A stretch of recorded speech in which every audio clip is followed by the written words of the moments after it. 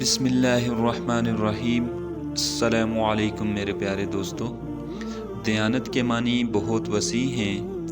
دیانت صرف یہ مراد نہیں کہ اگر کوئی شخص اپنی چیز تمہارے پاس امانت رکھے تو اس کو واپس کر دو۔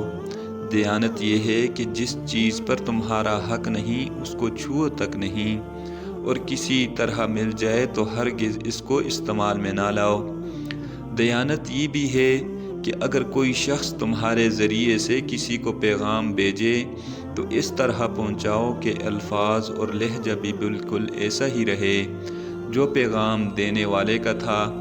دیانت یہ بھی ہے کہ تمام حقوق اللہ، حقوق نفسی اور حقوق العباد کو اچھی طرح ادا کرو۔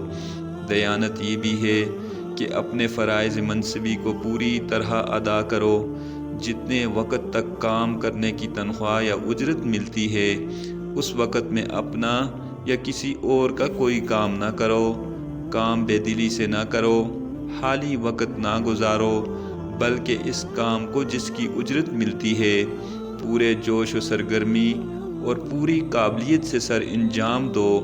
بعض متمدن ممالک میں دیانتداری کا یہ حال ہے کہ صبح کے وقت دودھ، انڈے، مکھن، اخبار اور دیگر اشیاء بیچنے والے یہ تمام چیزیں خریداروں کے دروازے پر رکھ جاتے ہیں۔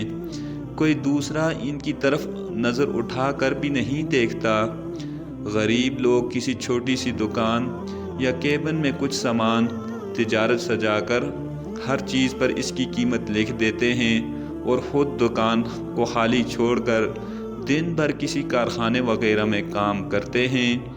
ضرورت مند خالی دکان پر آتے ہیں اور جو چیز لینی ہو اس کی قیمت کیش باکس میں ڈال کر چلے جاتے ہیں۔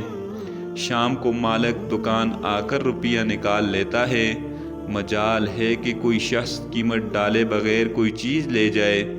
بعض اپاہج لوگ ایک کتا گاڑی بنا لیتے ہیں اور اس میں اخبارات یا ضروری چیزیں، سگریٹ وغیرہ رکھ دیتے ہیں۔